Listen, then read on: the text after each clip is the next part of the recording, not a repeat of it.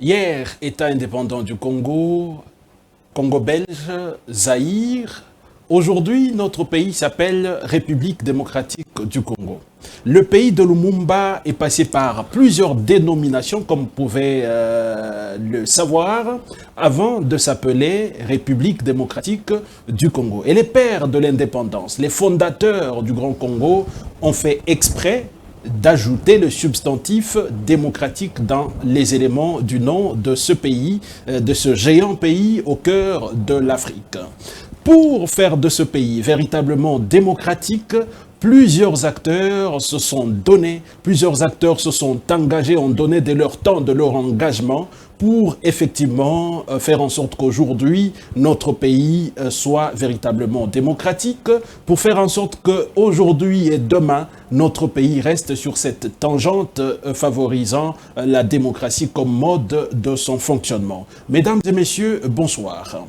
Ce soir, dans le grand plateau, je reçois pour vous une de ces personnalités qui ont milité depuis plusieurs décennies, depuis les années 80-90, pour que ce pays soit véritablement démocratique.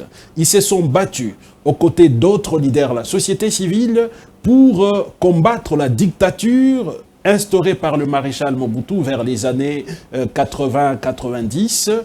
Et les différents régimes qui se sont succédés, ils ont donné de leur attention, de leur courage, de leur engagement pour pouvoir appuyer la dynamique démocratique dans notre pays, la République démocratique du Congo. Mon invité, mesdames et messieurs, c'est Jean-Marie Tantoumey. Il est promoteur et coordonnateur de l'Alliance des leaders et cadres dirigeants de la société civile ALSOC en sigle. On l'appelle carrément le doyen de la société civile. Jean-Marie Tantoumey, bonjour. Bonjour. Comment vous sentez sur le plateau de Congo 26 Télévision? Je me sens très bien. Pour la première fois, je suis émerveillé du cadre et de toute marque d'accueil dont nous avons fait objet. Très bien.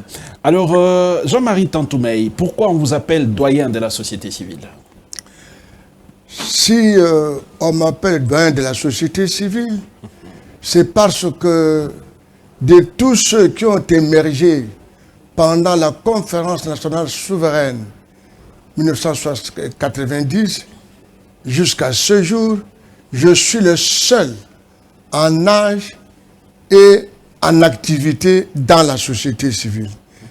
Tous mes pères qui avaient émergé avec moi, dont Modeste Badlokwebo, Christophe Lutundula, qui sont encore vivants, Docteur Numbi, Pierre Lumbi, Bavela et tant d'autres nous ont précédés dans le repos éternel.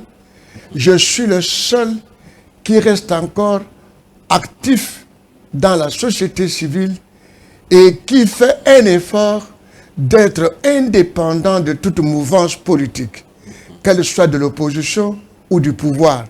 Voilà pourquoi les gens m'appellent notable et doyen. Et aussi, je suis parmi les rares qui ont pris part, en plus de la conférence nationale souveraine, à tous les dialogues depuis la CNS jusqu'à ce jour. Je suis donc la mémoire vivante et de la CNS et de tous les dialogues, du Palais des Marbres, à Gbadolité, Palais du Peuple, Sun City, Ouya. Je suis donc la mémoire et l'artisan. La mémoire vivante et l'artisan. Nous allons commencer par votre parcours, parce qu'on sait comprendre justement que nous avons une personne ressource sur notre plateau. Nous allons aider nos téléspectateurs à pouvoir comprendre effectivement le combat que vous avez mené au niveau de la société civile. À partir de quel moment, Jean-Marie Tantoumey, vous commencez votre militantisme au sein de la société civile?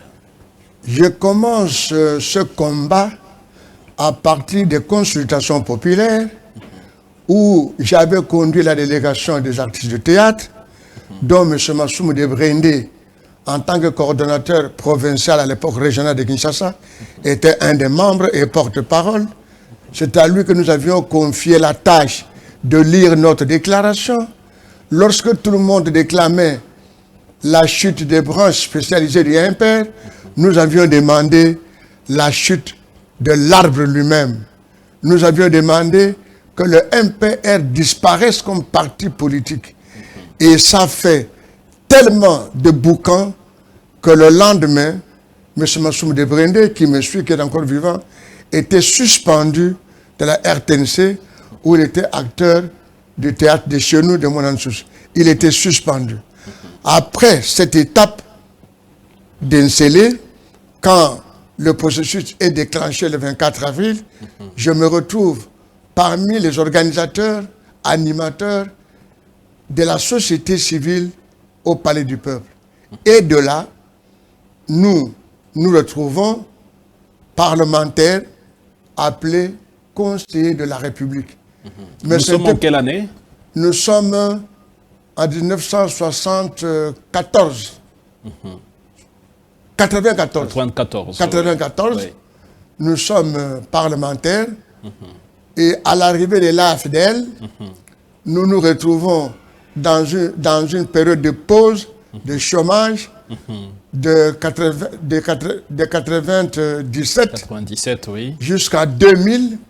Et en 2000, quand le président Laurent Désiré Kabila reçoit quelques personnalités à la cité de l'OIA pour examiner comment mettre un terme à la guerre qui sévissait à l'Est, j'étais parmi ceux qui l'avaient découvert parce que je lui avais dit c'est bien beau de nous inviter, personnalités politiques de la société civile, pour mettre de côté nos divergences et lutter contre les envahisseurs.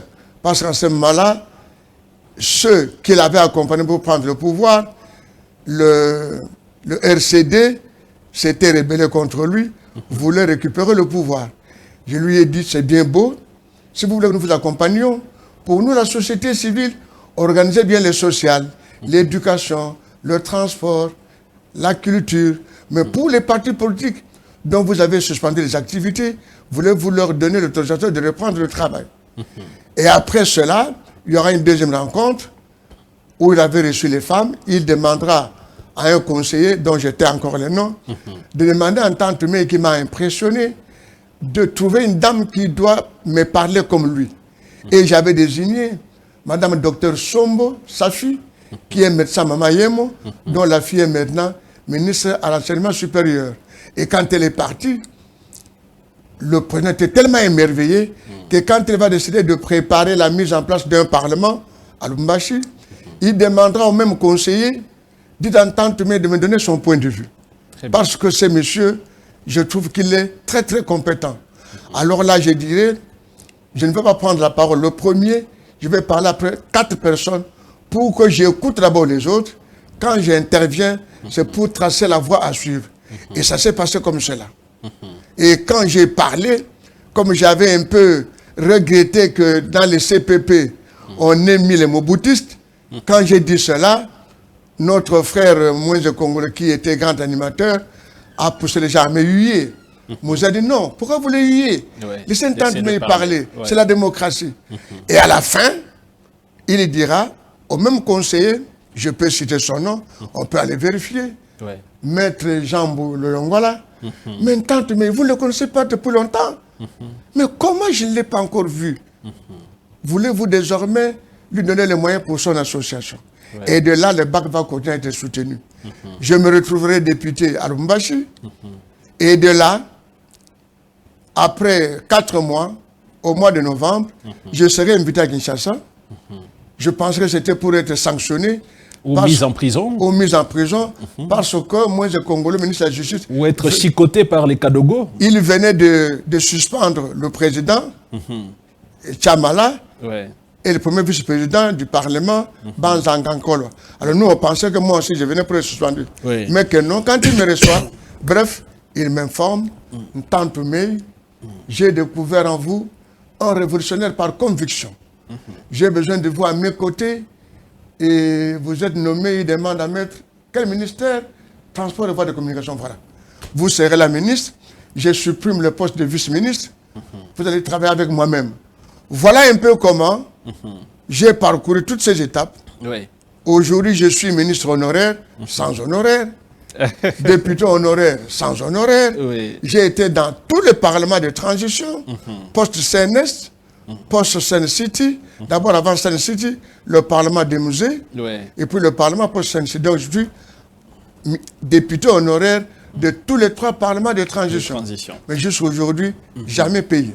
Alors, vous nous brossez un peu cette situation, votre militantisme, votre apport à l'avènement de l'AFDL. Mais bien avant cela, vous êtes parmi les acteurs qui ont pris part à la conférence nationale souveraine.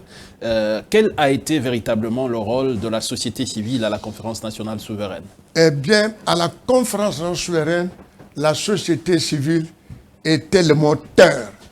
Lorsque les partis politiques avaient peur de venir au palais du peuple, ils s'étaient allés cramponner au centre Nganda. C'est nous qui avons envahi le palais du peuple, avons lutté avant que nous allions les chercher et ils sont venus nous rejoindre au palais du peuple après. C'est nous qui avons tout fait pour que Monseigneur Laurent Passigna soit élu président de la CNS. C'est nous qui décidions qui devrait diriger le bureau de la CNS. Quand nous établissons la mouture de la direction de la CNS, tous ceux que nous choisissions étaient élus. Et mon confrère artiste, écrivain Banza Mokalai m'avait supplié pour qu'il soit vice-président. Après lui, il est au MPR. Il est au MPR, vice-président du MPR. Ouais. Il va me supplier qu'en tant qu'artiste culturel, si je pouvais le soutenir. Il m'a dit, Papa Ileyo, c'est bien beau. Il m'a dit tous les mots de Papa Ileyo. On l'a associé à ceux qui ont assassiné Lumumba. J'ai dit, excusez-nous, qu'il ait pris part ou pas à la mort de Lumumba. Aujourd'hui, il est de ceux qui tiennent tête à Mobutu. Nous le préférons à vous. Vous êtes jeune comme moi, vous êtes culturel. Vous étiez tout jeune à l'époque. Mais en tout cas, excusez-moi, pour nous, c'est Ileyo, Songwamba. Et il avait regretté. C'est comme ça que plus tard, quand il est devenu ministre, il m'a dit, mais... Et puis il m'avait dit, mais vous êtes dans l'union sacrée, vous me demandez de vous donner les moyens. Non, ces moyens vont servir à l'union sacrée, je ne peux pas. Plus tard, quand il devient ministre, il me dit, mais tante, mais tu es toujours loin de moi sur le plan politique. On peut collaborer, mais quant au ministère, je ne prends pas quelqu'un que tu me recommandes. Bref, nous étions, la société civile était les maîtres à penser. Nous étions toute une équipe. Il y en a qui étaient souvent à l'ombre, tel que Modeste Bahati. C'est quelqu'un qui souvent est parmi les stratèges à l'ombre. Ouais. Pierre Lumbi, Docteur Numbi, et Madame, le nom m'échappe, Kiwewa, Nelly. Quand nous décidions, nous la société civile, c'est ce que nous décidions à nos réunions qui est exécuté. Parce que nous étions les bulldozers. Et malheureusement, les acteurs politiques ont abusé de notre honnêteté, de notre compétence. Nous étions les travailleurs, mais eux se tapaient le titre de président de commission. Oui. C'est nous qui travaillions, mais c'est eux qui étaient les présidents.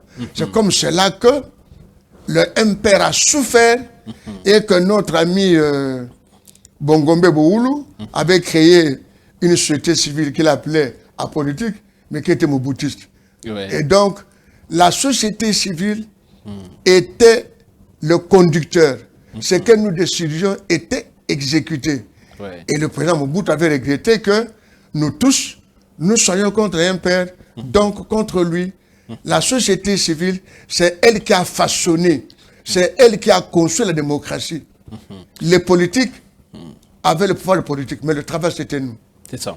Vous avez cité quelques personnalités avec qui vous avez œuvré au niveau de la société civile et qui ont influencé, comme vous le dites, qui ont joué un rôle remarquable à la conférence nationale souveraine. Vous citez notamment le professeur Modeste Bahati Lukwebo. Quel était son rôle particulièrement? Quel rôle il a joué particulièrement pendant la conférence nationale? C'était parmi les stratèges qui allaient réfléchir pour que quand on vient en réunion générale, ils nous disent voilà, voilà, voilà, voilà, voilà. Et il est de ceux qui avait tout fait pour que la société civile devienne membre de l'Union sacrée de l'opposition radicale.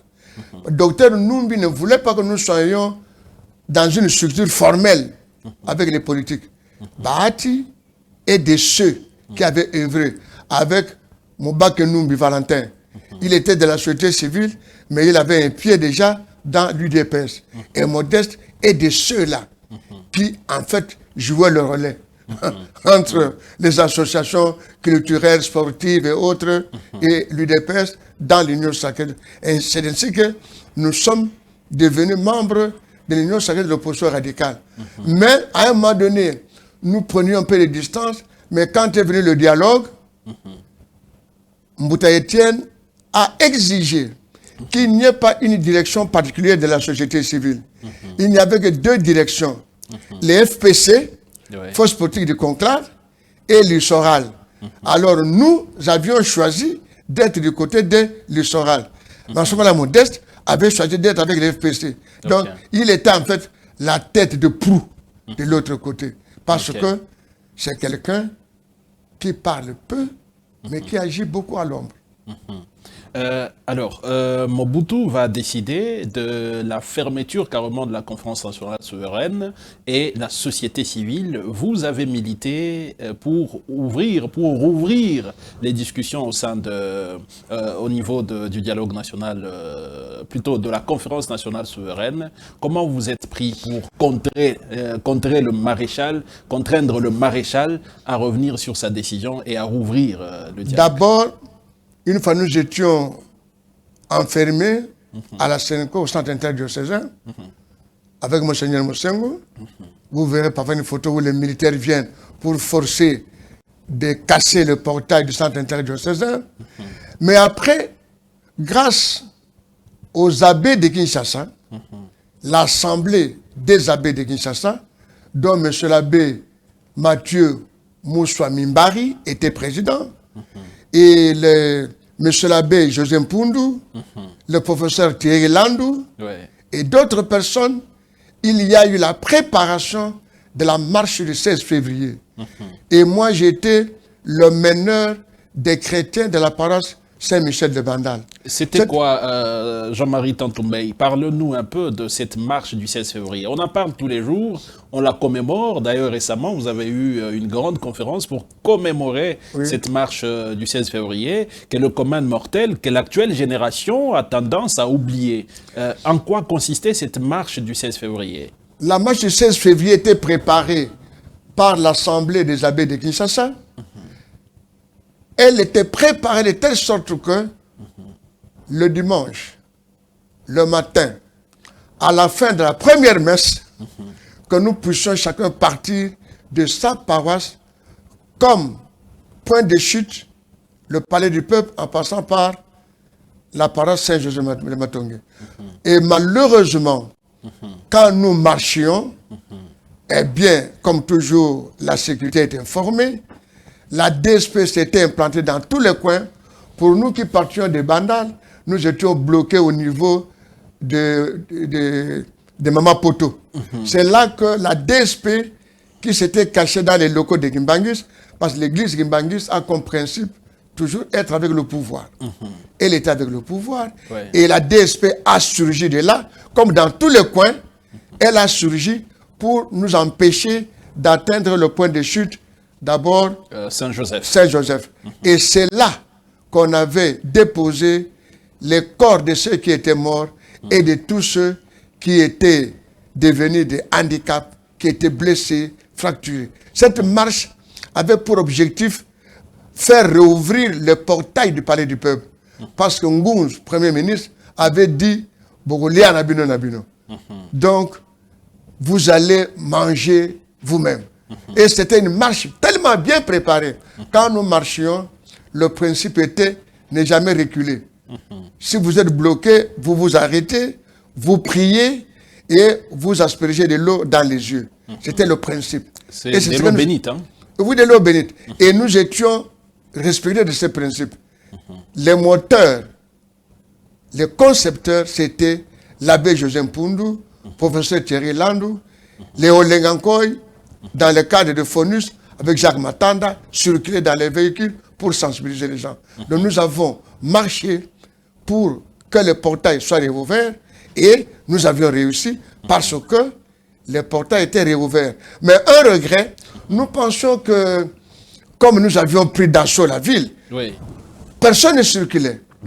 Mais quand une délégation est allée voir Chichi, il y a Chichi, dire bon voilà, Étienne le pouvoir à limiter déjà. à limiter. Le pouvoir est dans la rue.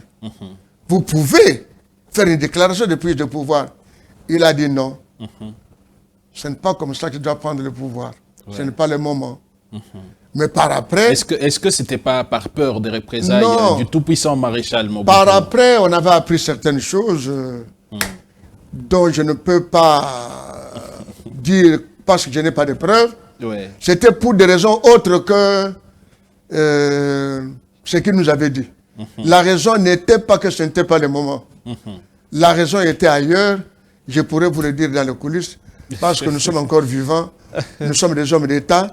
Il y a des choses qu'on ne peut pas encore dire. Voilà, je promets aussi à nos téléspectateurs que dès que je l'aurai appris dans les coulisses, je les leur dirai, mais à une autre occasion. Je garderai le secret, je vous le dirai 6 ans plus tard. Très bien. Jean-Marie Tantoumé, on comprend que cette marche du 16 février a été véritablement un déclencheur et vous avez obtenu la réouverture de la conférence nationale souveraine. Mais qu'est-ce qu'on peut considérer, c'est vrai, vous avez réussi à faire fléchir le tout-puissant maréchal Mobutu. Est-ce que il y a quand même des leçons à tirer de cette situation, de cette marche d'une population qui se lève, qui se soulève, qui dit, c'est nous qui dictons la marche à suivre, la démocratie, c'est notre pouvoir. Est-ce qu'il y a quand même des leçons que les gouvernants peuvent tirer de cette marche du 16? Les gouvernants doivent savoir, comme disait le maréchal, mûr ou pas mûr, le fruit tombe. Quand la population le veut et qu'elle est bien préparée, bien encadrée par la société civile, parce que la société civile, c'est un groupe de pression. Elle est pour les populations. Et les populations ne se battent pas pour devenir ministre, député, ambassadeur civil d'État. Elles se battent pour les bonnes conditions sociales. Pour qu'il y ait des dirigeants qui l'aident à jouir de son travail là où elle est. Malheureusement, beaucoup de dirigeants ne comprennent pas. Malheureusement, beaucoup d'opposants se battent pour accéder au pouvoir et abandonner la population qu'ils prennent souvent pour des marchepieds, pour des chairs à canon. La leçon à retenir est que si la population est bien encadrée, le pouvoir change de camp, change de main. Et c'est ce que demande, quand nous suivons les médias, les Occidentaux, les Trump, les Macron, tout le monde dit, ce n'est pas à eux à venir sauver le peuple congolais. Ce n'est pas à eux à venir mettre un terme à la dictature. Oui. C'est aux Congolais à prendre conscience que le souverain primaire est maître du pouvoir. Qu'il y a des dirigeants, mais qu'il n'y a pas de propriétaires du pouvoir à part la population. Je l'ai toujours dit. Oui. Nous avons des dirigeants politiques, mais aucun dirigeant n'est propriétaire du pouvoir. Personne n'est propriétaire de l'État. L'État, son propriétaire, c'est le souverain primaire. C'est la population, le peuple. Et il faut que les acteurs de la société civile sachent que ce combat que nous avons mené, où nous avions pris parmi les résolutions, ne plus jamais accéder au pouvoir par les armes, par la violence. Il faut que ce soit appliqué. C'est pourquoi nos frères qui ont pris des armes pour se faire entendre et le pouvoir qui conserve le pouvoir doivent éviter de le conserver ou de le conquérir par la force. Nous devons recourir au dialogue, à nous entendre, à nous rencontrer pour savoir pourquoi les uns ont pris les armes, qu'est-ce qu'il faut pour que nous repartions en paix. Parce que nous avons eu la chance d'avoir des élections pacifiques, d'avoir une passation du pouvoir pacifique. Mais pourquoi cette passation pacifique de Joseph Kabila à Tshisekedi, Félix Antoine Tshilombo, aujourd'hui, la gestion n'est pas pacifique? Pourquoi? Pourquoi d'une passation pacifique, on passe à une gestion conflictuelle, à une gestion où on ne voudrait pas que ceux qui pensent autrement s'expriment? Pour quelles raisons? Et nous disons, nous, Alliance leader nationale, cadre dirigeant, Al-Soc, il n'est pas normal que l'UDPS, Union pour la démocratie et le progrès social, dont Tantoumé était parmi les jeunes Turcs, nous étions parmi les Tshisekédistes. Qu'aujourd'hui, l'UDPS au pouvoir, nous poussons voir certains confrères, compatriotes, empêcher de leur expression, garder quelque part d'une manière qui n'est pas standard. C'est-à-dire sans qu'ils aient été entendus par la justice. Pourquoi l'UDPS a lutté pour la démocratie? Vous confirmez qu'il y a des gens qui sont gardés quelque part? En tout cas, nous constatons qu'il y a des amis que nous ne voyons plus et ils seraient gardés quelque part et non pas par une procédure où ils sont passés par un tribunal. Vous en avez des exemples? Non, je n'ai pas d'exemple. Mais en tout cas, On il y en a parle beaucoup. notamment du professeur Issou Micho. Comme je n'ai pas de preuves, mais je dis, si cela est vrai, eh bien, l'UDPS, c'est vous qui êtes au pouvoir. Nous avons avec vous lutté pour la démocratie et le progrès social. Nous souhaiterions que vous puissiez gérer de la manière dont nous avons convenu. Laquelle? Pacifiquement, en donnant le social, en respectant la démocratie, la liberté d'expression, parce que c'était le leitmotiv du combat de Mbutaïten Tshisekedi, du professeur Liao, de Mbouankiem, de Birindwa, parce que l'UDPS avait la chance d'avoir 4 dirigeants de 4 espaces linguistiques. Tshisekedi Kassai, Liao Équateur, Mongala, Mbouankiem, Bandundu Mukongo, Kibasa Maleba Moussouaïli. C'était les 4 piliers, les 4 socles de l'UDPS. Et aujourd'hui, l'UDPS est au pouvoir. Nous pensons qu'il doit honorer la mémoire de ces 4 personnes qui sont parties. Oui, mais vous dites à l'UDPS à l'époque, on avait les 4 piliers, on avait pratiquement tous les espaces linguistiques. Les 4 espaces linguistiques. Est-ce que sous la gouvernance de l'UDPS actuellement, est-ce qu'on a encore cette impression que tout le monde, toutes les tribus, que toutes les ethnies participent à la gestion? Je ne sais pas. Les tribalismes qui commencent à prendre racine, est-ce que on peut dire que l'UDPS préserve cette valeur nationale? Je ne sais pas, mais d'abord, mon regret de constater que nous étions des sympathisants. Mais les membres effectifs de l'UDPS, ceux qui ont perdu parfois les jambes, les bras, qui sont encore vivants, il y en a qui sont devenus aigris. Il y en a qui ne se retrouvent pas dans cette gestion. Je citerai le nom de mon frère, Kapaï Anatole, qui vit à Rigini, qui est vivant. Lui et moi, on ne s'entendait pas à un moment donné. Parce qu'à un moment donné, nous n'étions plus d'accord avec l'UDPS.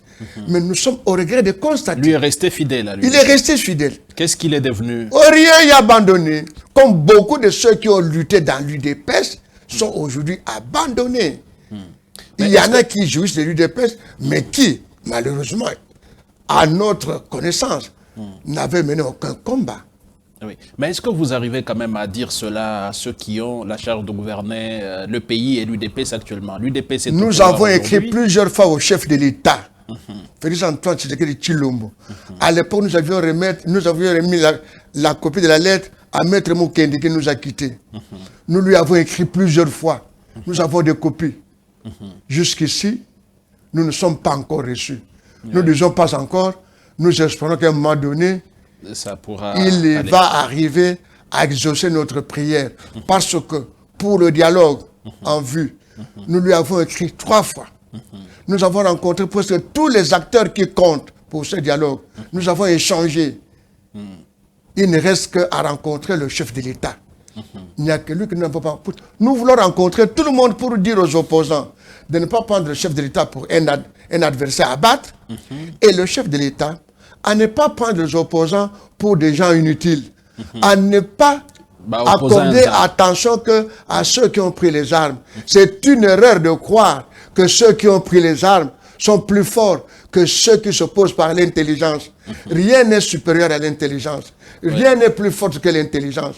Nous aimerions qu'ils puissent avoir... Pour vous, effectivement, Jean-Marie Tantoumeï, pour vous, l'ALSOC, pour vous, l'Alliance des leaders et cadres dirigeants de la société civile, quel est le plan de sortie de crise? Parce que la crise actuellement s'enlise avec la guerre dans la partie est du pays, mais en même temps, la crise politique, parce que je crois que vous suivez au niveau du pays l'opposition qui dénonce déjà ce qu'ils appellent ou ce qu'ils qualifient de dictature qui s'installe s'installe à Kinshasa, ça fait carrément une crise multiforme. D'après vous, Jean-Marie Tantoumey, quelle est la solution pour sortir de ce marasme?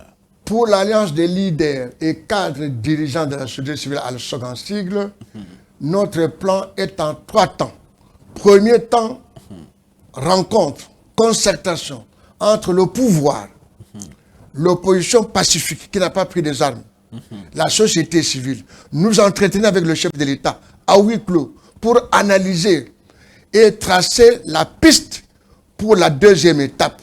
Donc, dans la première étape, vous ne voulez pas les rebelles, non, pas les compatriotes qui ont pris les armes sur la table. Non, alors, non. Première étape, pas ceux qui ont pris les armes. Première étape, les pacifiques. Parce Deuxième que ça doit se dérouler à Kinshasa. Oui. Là, une fois que nous avons cerné le travail sous la présidence du chef de l'État, mais le modérateur devrait être de la société civile. Oui. Mais ça se passe sous l'autorité du chef de l'État. Très bien. Deuxième étape. Deuxième étape, une délégation de cette première étape rencontre nos frères qui ont pris des armes et nos soeurs qui ont pris des armes. Pourquoi? Dans un lieu qui convient pour tout le monde, sous la médiation de nos frères africains. Là, c'est la deuxième étape. Oui. Nous les entendons, nous les écoutons. Nous nous entendons maintenant, et nous et eux. Maintenant, tous les Congolais forment un seul front commun intérieur pour rencontrer nos partenaires voisins, des pays voisins, dont le Rwanda. C'est la troisième étape. Là, tous les Congolais parlent le même langage. Il n'y aura plus... compris ceux qui avaient pris les armes. Voilà, il n'y aura plus de supplétifs du Rwanda. Maintenant, nous sommes des Congolais. Nous demandons au Rwanda, que devons-nous faire pour que nous vivions en paix? Que devons-nous lui donner que nous pouvons accepter? Là, tous les Congolais devraient parler le même langage. Il n'y aura plus de Congolais à la remorque du Rwanda. C'est ce que nous souhaitons. Et ce plan est nécessaire parce que on ne peut pas continuer à célébrer les anniversaires à Kinshasa, les mariages, des fêtes, alors que l'Est est en guerre. Ce n'est pas la guerre de l'Est. La guerre est à l'Est. Mais c'est une guerre du Congo. Exact. Ce n'est pas la guerre de l'Est. La guerre est à l'Est. Il ne faut pas qu'on puisse donner l'impression que nos frères à l'Est sont abandonnés à eux-mêmes. Ouais. Ils meurent, ils sont massacrés, malmenés. Et ici, nous menons la vie comme si de rien n'était. Notre frère, jeune frère, Tshisekedi, est chef de l'État du Congo, dans l'Est. Ouais. Il n'est pas chef de l'État de Kinshasa et de l'Ouest. Donc nous souhaiterions qu'il puisse prendre conscience qu'il est grand temps de nous retrouver. Oui. Votre plan de sortie de crise en 3 étapes, est-ce que vous avez déjà remis au président de la République une copie de ce plan? Ce plan est repris dans les lettres lui écrites. Ça fait 3 fois que nous lui avons écrit. Et nous avons rencontré son conseiller spécial, Ebérand, lorsqu'il avait parlé de consultation. Nous sommes allés, non pas échanger avec lui pour accéder au gouvernement, ce n'était pas ça. C'était pour lui dire ce que nous avons écrit et nous le lui avons dit de vive voix. Nous avons parlé avec le conseil spécial, il nous a entendus, nous avons encore donné des copies. Donc le conseil spécial, si le président n'a jamais lu, nous espérons au moins que son conseil spécial en matière de sécurité, au moins il lui en a parlé. Nous sommes allés, nous avons tout fait pour être consultés, nous aimons rencontrer. Nous n'aimons pas parler derrière les dos, nous n'aimons pas parler dans les médias, non. Il faut rencontrer l'autre, parler en homme d'État, avec discipline, avec conscience. Donc, le chef de l'État est censé avoir lu, sinon nous souhaiterons qu'il nous reçoive, comme il a reçu la SENCO, le pacte social, comme il a reçu les églises de réveil, qu'il reçoive aussi l'ALSOC qui va lui donner ses idées et ses conseils. Mais un des problèmes aussi actuellement, c'est que cette société civile aujourd'hui, Jean-Marie Tantoumey, est pratiquement phagocytée. Nous avons des acteurs de la société civile qui le matin sont société civile, le soir sont en réunion des partis politiques. C'est peut-être aussi pour ça que le président de la République n'accorde plus d'intérêt à la société civile. Il est vrai que depuis la fin de la CNS, déjà vers la fin, la société civile était fissurée. C'est pour ça que nous avions créé l'Organisation des forces indépendantes de la société civile, qui était soutenue par Mboutetien Tshisekedi. Les copies de presse sont là. Nonobstant cette division de la société civile due au ventre, il y en a qui préfèrent être en charge par les partis, être pris en charge par les partis politiques, parce que ce n'est pas facile de supporter, de rester comme ça pendant des années en dehors du pouvoir. Mais nous, à l'SOC, nous reconnaissons qu'il y a 3 tendances à la société civile. La nôtre, qui n'est ni pour le pouvoir ni pour l'opposition. Il y en a qui sont pour le pouvoir, il y en a qui sont pour l'opposition. Nous connaissons.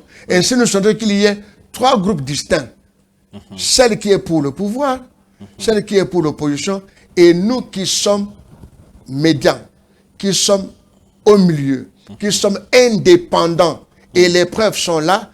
Mes collègues des partis politiques savent que depuis la CNS, je n'ai jamais pris part à aucun parti politique. Ils le savent. Et tous ceux qui sont avec moi dans l'ALSOC sont des personnalités indépendantes, des cadres dirigeants. Très bien. Alors, nous acheminons vers la fin de notre émission. Jean-Marie Tantoumeï, vous qui vous êtes battu pour la démocratie dans ce pays, aujourd'hui, on parle notamment du changement ou de la révision de la Constitution. Quel est votre point de vue à ce sujet? Je n'ai pas un point de vue personnel. J'attends, comme l'a dit le chef de l'État, le moment du débat pour donner notre point de vue. Mais en attendant ce débat, nous dirons le problème n'est pas dans les textes. Depuis l'indépendance, nous souffrons de l'application des textes. Nous avons beaucoup de beaux textes. C'est l'application. C'est le mental. Peut-être de l'oralité. Nous aimons l'oralité. Nous n'aimons pas nous référer aux textes écrits. C'est le problème. Parce que, vous savez, Moussa a géré ce pays avec une constitution de quelques paragraphes. Et puis souvent dans nos associations, mais combien de fois nous nous référons au statut? Combien de fois on les lit? Au jour le jour. C'est le comportement.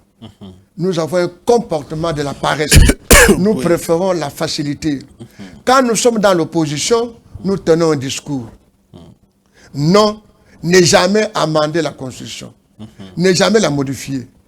Dès que nous passons au pouvoir, nous commençons à demander. Regardez les vidéos. Beaucoup qui hier étaient contre la modification de la Constitution. Beaucoup. Notamment mon jeune frère, le professeur Mbata. Et je ne sais pas, est-ce que ces gens ne sont pas gênés quand on diffuse dans les réseaux sociaux ce qu'il disait hier? Comment on peut être insensible? Comment on ne peut pas se gêner? C'est le manque de gêne. Et quand dans une communauté, quelqu'un n'a pas de gêne, n'a pas de peur, alors c'est dangereux. Oui. Ce qui nous retient souvent dans la vie, c'est la peur, c'est la honte, c'est la pudeur.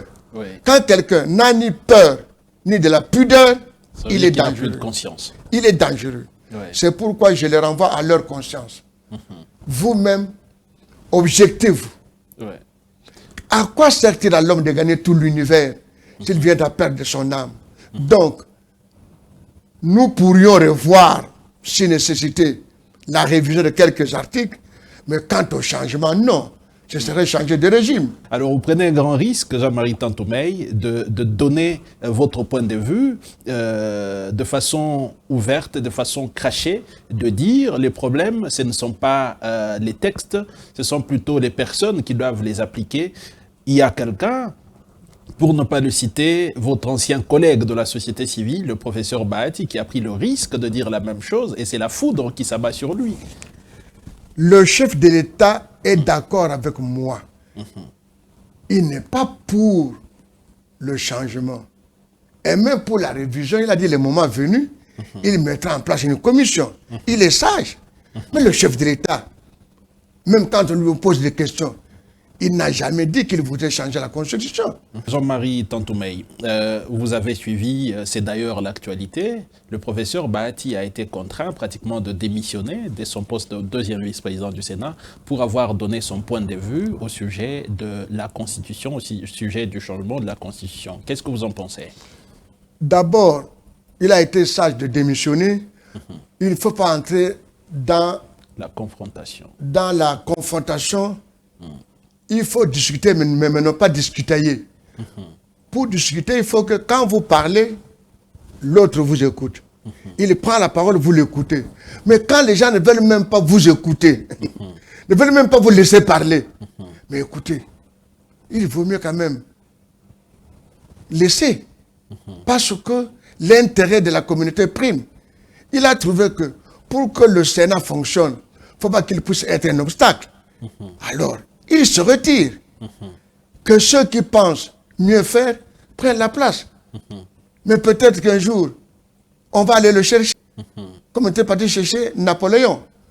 Vous savez, Modeste Bahati, c'est un estimé confrère, combattant de la société civile. S'il a créé l'AFDC, si vous ne savez pas, c'est parce qu'il avait constaté que pendant la CNS, c'est nous les acteurs de la société civile qui étions les travailleurs au four et au moulin. Mais le politique était géré par les partis politiques. Il est venu me voir, il m'a dit, Jean-Marie, nous sommes les travailleurs. Pourquoi nous devons laisser la politique entre les mains des seuls partis politiques? Créons un parti politique. Et nous ferons peut-être mieux que nos frères qui n'ont que la vision politique politicienne. Je lui ai dit, je vous encourage, mais je ne suis pas prédisposé. J'ai recommandé un ami et frère, mon ami Bonaventure Boulaboula, Balabala, Bonaventure. Je le dis, tous les deux sont vivants, Modeste et Balabala Bonaventure. Donc, il a créé l'AFDC pour avoir un parti politique avec un autre regard. Un regard dans lequel il y a un peu d'éthique, il y a un peu de morale, il y a un peu de pudeur. Ce qui fait que sa vision n'est pas celle d'autres personnes. Tout comme Pierre Lumbi avait créé le MCR, la même chose. L'AFDC et le MCR avaient comme grand premier membre les acteurs de la société civile, les deux partis politiques. La société civile a un autre esprit, une autre vision, tous pour la nation, mais autrement, dont les gens n'ont pas compris, ne comprennent pas Modeste. C'est un grand stratège. Un jour, il y en a qui vont le comprendre. Ceux qui ont crié à sa destitution, mais celui qui a le concepteur d'une organisation, l'âme d'une organisation, vous dites vous l'excluez. Mais vous excluez quoi? L'âme? Le concepteur. Concepteur de quoi, Jean-Marie Mais de l'AFDC, c'est lui qui l'a conçu, c'est sa vision. Il a une vision de l'AFDC. Oui, effectivement, il y a quelques individus, il y a 2-3 individus qu'on a vus à la télévision qui ont déclaré avoir déchu le professeur Bahati. Je leur conseille en tant qu'aîné d'aller présenter les excuses au président Bahati. Ils ont été induits en erreur. Le ventre, parfois, pousse les gens à faire n'importe quoi. Ça arrive. Je leur demande d'aller présenter les excuses. Parce que cette conception. Mais aujourd'hui, où sont les partis qui ont régné pendant la CNS? Où est l'UDI? Où est le PDC? Où est le FCNK Manda? Où est le Fonds patriotique de Maître Ginkela, Dr Sonji, Dr Kabamba? Il n'est pas facile de gérer une association ou un parti politique, de gérer les hommes. Vous devenez leur employeur, vous devenez leur infirmier, vous devenez tout. Surtout que les Congolais n'aiment pas cotiser. Le président devient le président, et même font de lui le président fondateur, le président médecin, le président. Ce sont les membres, parce qu'ils ne cotisent pas. Mais pour être élu député, il faut payer une caution. Combien donne l'argent de la caution? On demandera à l'Union sacrée, on demandera au chef de l'État. Ainsi, vous verrez, la plupart des candidats sont les candidats de la mouvance présidentielle. Parce que l'argent sort de la caisse de l'État. Excusez-moi. Bahati, qui a des moyens, depuis bien avant de la CNS, il les met à votre disposition. Vous devenez député, on vient vous dire, ne faites-le partir. Non, je pense que errare humanum est, perseverare diabolicum. Que ceux qui l'ont destitué puissent et même revoir qu'ils aient demandé pardon. Parce que il n'est pas facile. L'AFDC est un parti conçu à l'image à peu près de la société civile. Ça, c'est où le il conseil. y a quand même des... C'est le conseil que vous donnez à ceux qui ont fait leur théâtre. Oui, le théâtre là, le théâtre de appelle chez nous. Le théâtre de chez nous. C'est dommage. De Rotana, vous dommage. leur conseillez d'aller voir leur président Bahati, lui demander pardon. Mais il y a aussi d'autres caciques de l'Union sacrée qui ont déroulé carrément un tapis rouge à ces frondeurs. J'ai vu hier une photo où ils ont été reçus par le secrétaire permanent de l'Union sacrée. Quel conseil vous pouvez donner à d'abord, l'Union André sacrée, si notre aîné qui Tengeyezu, qui avait conçu l'Union sacrée ici, à l'image de notre Union sacrée de l'opposition radicale du sort, était vivant, l'Union sacrée ne ferait pas ce théâtre. Mais qui Tengeyezu est décédé, malheureusement. Et l'Union sacrée est édulcorée. Elle n'a plus la vision dont qui Tengeyezu avait de cette Union sacrée. Je leur demanderai. Il n'est pas normal que vous puissiez être toujours du côté de la mangeoire, flatter les chefs d'État, et quand ils partent, vous changez de chef d'État. Mais observez ceux qui sont là. Modeste n'était pas d'accord avec le PPRD. Il avait le courage de le dire. Et il l'avait dit. Combien ont le courage de dire au chef de l'État, non, ce n'est pas comme ça. Le chef de l'État, nous l'avons déjà dit, il a intérêt à écouter ceux qui ont le courage de lui dire certaines vérités, qu'il les appelle, qu'il cause, pour qu'il l'aide à avoir un pouvoir fort, solide, avec des idées solides, mais pas avec des flatteurs qui l'induisent en erreur pour jouir de son pouvoir. Parce que demain, s'il n'est plus chef de l'État, il sera avec le nouveau chef de l'État. Et ça ne sert à rien. Je pense que nous avons aussi envie de l'argent. Mais pourquoi nous ne changeons pas à tout moment? Pourquoi depuis que j'ai été ministre de musée, je ne suis nulle part? Je ne suis pas dans un parti politique. J'ai aussi faim. Ouais. Mais nous avons des convictions. Et il faut avoir des hommes de conviction. Et Modeste Bahati Lukwebo est parmi ceux-là. Il a sa vision. Il a créé un parti. Que ceux qui l'ont rejoint, s'ils ne sont pas d'accord avec lui, mais qu'ils puissent partir. Mais non pas faire, un peu de théâtre. Quand j'ai vu le secrétaire général intervenir de l'AFDC, l'argument qu'il a donné, mais c'est tellement pertinent. Quand j'ai vu l'avocat parler, donc, vous savez, ce qui nous manque, c'est le courage de nos idées, le courage de ce qu'on pense. Or, Modeste, quand j'ai lu depuis un certain temps la revue Média Plus, mais je vois ce qu'on dit de lui. Il a dernièrement, il était quelque part, il a parlé, le dialogue en Afrique est important. Il exprime ses idées. C'est un auteur d'ouvrage. C'est quelqu'un qui écrit et réfléchit, écrit. Donc, il est disposé à discuter. Et c'est aussi ces réflexions qui finalement lui causent peut-être tout ce malheur. Il y a une certaine opinion qui parle d'ailleurs depuis pratiquement une semaine, une rumeur qui court que le pouvoir jure même à son arrestation. Non, je ne crois pas que le chef d'État fera ça parce que nous reviendrons prochainement. Il y a des parce que je ne peux pas dire aujourd'hui, le chef de l'État a intérêt à avoir des partenaires solides, comme Bahati, qui ne se contentent pas des chantres. Je ne crois pas qu'il va le faire parce que Modeste, son argent ne vient pas du pouvoir politique d'aujourd'hui. Je ne sais pas combien ont les moyens d'organiser leurs activités comme un homme Modeste. Je ne sais pas.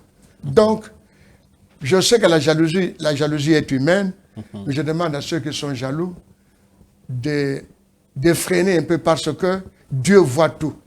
Dieu qui voit tout, parfois ne permet pas tout. Voilà. Jean-Marie Tantoumé, on est arrivé à la fin de notre émission. C'était tellement pertinent au point qu'on n'a pas envie de vous laisser partir. Pourtant, à la télévision, le temps nous est compté. Je crois qu'on se reverra une autre occasion pour pouvoir échanger à fond sur d'autres sujets d'actualité. Merci beaucoup d'avoir répondu à notre invitation. Merci, mais je voudrais dire un mot, excusez-moi. Allez-y. Je suis heureux d'avoir été ministre. sans avoir été quelque part, sans avoir demandé au chef de l'État. Il m'avait appelé de Lubumbashi par conviction. Comme je l'ai dit, il m'a dit une tante, mais j'ai découvert en vous un révolutionnaire par conviction. J'ai été ministre de musée Laurent Désiré Kabila, sans tenir compte de ma province, de ma tribu, et sans même être de CPP, donc d'un parti politique. Nous voudrions que le chef de l'État recoure aux compétences qui sont pertinentes et valables, sans chercher à connaître leurs alentours. Parce que l'homme, c'est d'abord la tête. Et les Occidentaux importent les cerveaux africains quand nous cherchons à importer les biens matériels de l'Europe. Toutes les valeurs sont en RDC. Question qu'elles soient bien utilisées par ceux qui ont le pouvoir de l'État. L'État étant une propriété de nous tous et non de quelques dirigeants. Merci beaucoup Jean-Marie Tantoumeï. Merci à vous tous, mesdames et messieurs, de nous avoir suivis partout à travers le monde. Congo 26 Télévision, la chaîne de l'unité nationale est captée. Vous nous suivez depuis Rio de Janeiro au Brésil ou depuis Katakokombe dans les Sankourou. Merci de votre fidélité à la chaîne de l'unité nationale. Restez branchés sur votre canal 596. Au revoir.